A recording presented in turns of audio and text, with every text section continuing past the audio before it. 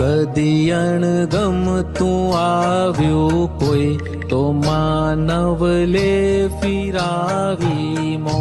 જો બુદ્ધિ વિપરીત ઊભી થઈ તો લ્યો ફિરાવી મો. ન જોશો બુદ્ધિની સામે વ્યભિચારિણીને મોહક જગતના સુખ દેખાડે. જ્યાં કાયમ છે તરસ્યા હોઠ ન સુણ બુદ્ધિ તણી કચ કચ. નિરંતર દાહ પ્રજ્વળશે મળેલા સુખ બાળે છે ભયંકર બુદ્ધિની રમતે. ફૂટે જ્યાં બોમ્બ મન સૂક્ષ્મે તુરંતે ચેતી છૂટો થા. બતાડે ક્લેશના જ્ઞેયો ત્યાં જ્ઞાતા પદમાં દ્રષ્ટા થા.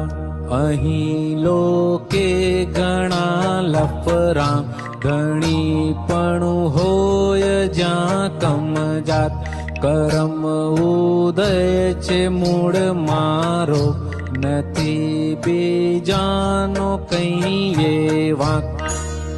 કદી અણગમતું આવ્યું કોઈ તો માનવ લે ફિરાવી મો. જો બુદ્ધિ વિપરીત ઊભી થઈ તો લ્યો ફિરાવી મો. જય સચ્ચિદાનંદ. કવિરાજ શ્રીનો જન્મ દિવસ ઉજવાઈ રહ્યો છે ગઈકાલે અને આજે. તો આના પરથી આપણે સમજી શકીએ છીએ કે કવિરાજનો પદોનો મસાલો કેવળ દાદાનું વિજ્ઞાન છે. અને દાદાએ એમ પણ કીધું હતું કે કવિરાજ શ્રીનું જે આગળનો અનુસાર છે એ બહુ ગહેરો અને પહોળો હતો, જેના કારણે એમની આ પદોની રચના થઈ છે અને જગત ફાવી ગયું, જગત લાભી ગયું. દાદાના જે ગદ્યમાં હતું તે કવિરાજ શ્રી પદ્યમાં મૂકીને મુખે બોલાતું થઈ ગયું વિજ્ઞાન. એટલે વિજ્ઞાન જેમ આપણે બોલતા જઈએ, વિજ્ઞાન જેમ ગાતા જઈએ, તેમ ખાસ કરીને કવિરાજના માટે જે કીધું કે શુક્લધ્યાનની શ્રેણીએ લખાયેલા પદો છે, એટલે વખતે આપણે એને ઊંડાણમાં સમજણ ના લઈએ અને ખાલી આ પદ ગવાયા કરે તોય એ અંદર આખી દાદાની વિજ્ઞાનની સમજણ ખુલ્લી કરે છે. અહીંયા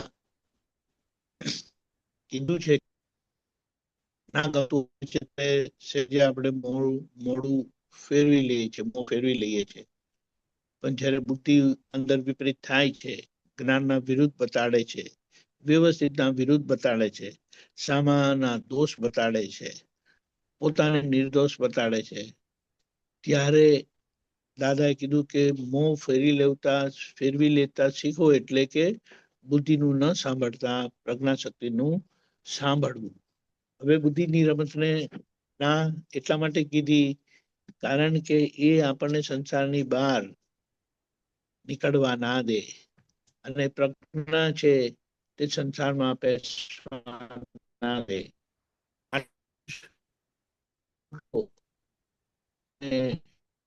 જબરજસ્ત ફરક છે.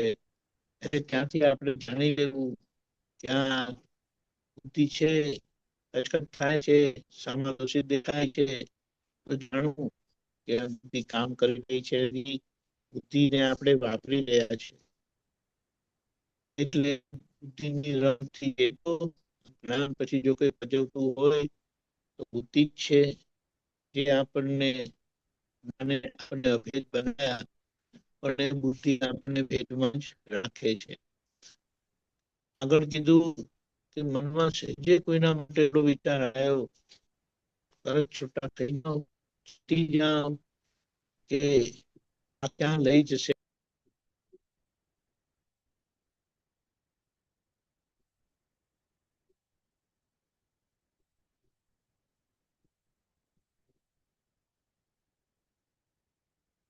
internet problem. કે અમારું મન કોઈનાથી એ જુદું પડે, અમારું મન કોઈનાથી એ જુદું પડે તો કે અમને પોસાય નહીં. અહીંયા આપણે એને ખૂબ મોટી ચેતવણી સમજીને જાગ્રત રહીને કીધું કે જરા બી ભેદ એ ક્લેશનું શરૂઆત છે, અને જો ભેદ વર્તે તો પછી એ ક્લેશનું બહુ મોટું કારણ જ બની જાય છે. તો કે ત્યાં તરત ઉપયોગમાં આવી જાઓ અને એ ભૂલને સમજીને તરત એને ઉખેડીને ફેંકી દો, કારણ કે જ્યાં ભેદ છે ત્યાં ભગવાન નથી. ભગવાનનું સ્વરૂપ અભેદ સ્વરૂપ છે. તો અહીં આપણે વાતને સમજીને વિજ્ઞાન, અક્રમ વિજ્ઞાન, જે મોક્ષનું વિજ્ઞાન આપણને મળેલું છે, તેમાં આપણે સ્થિરતા કેળવીએ. કારણ કે કીધું જગતને નિર્દોષ જોઈને અમે જગતને નિર્દોષ જોયું છે. એટલે કશે પણ પોતાનો રોંફ મારવા જેવો નથી. કવિરાજે તો બહુ ભારે શબ્દો, જોકે દાદાએ કીધું છે કે ધણીપણું જ્યાં રાખે છે એ કમ જાત, એટલે કે એ બહુ નીચી સમજણ વાળી ભૂમિકા છે. એટલે ધણી તો એને કહેવાય જે બધાનું ધણિયાણીનું રક્ષણ કરે, પરિવારનું રક્ષણ કરે.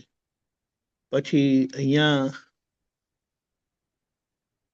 ફરીથી કીધું કે ઉદય તો મારો જ છે, બીજાનો કોઈનો વાંક નથી, પણ એને આપણે વાગોડીને સમજી લઈએ કે કોઈ પણ પરિસ્થિતિમાં દાદાએ શું કીધું, ભોગવે તેની ભૂલ. મને અસર થઈ તો પછી આગળ કોઈ વિકલ્પ રહેતો નથી કોઈનો એ દોષ જોવાનો. એટલે આ વસ્તુને આપણે વાગોડીને પાકું કરી દેવું છે. અને એ જ અક્રમ વિજ્ઞાનના સિદ્ધાંતમાં આવી જાય, અભેદ દ્રષ્ટિને લઘુત્તમ ભાવ. તો ત્યાં દાદા પ્રગટ હશે, એ પ્રગટમાંથી પ્રત્યક્ષ થશે, એટલે અનુભવ સિદ્ધ થશે, અને લોકોને આપણા થકી એ જ વિતરાગ દાદાના દર્શન થશે. ત્યાં દાદાનું જગત કલ્યાણ સ્વાભાવિક થશે. જય સચ્ચિદાનંદ. આજના આખા દિવસના પ્રોગ્રામમાં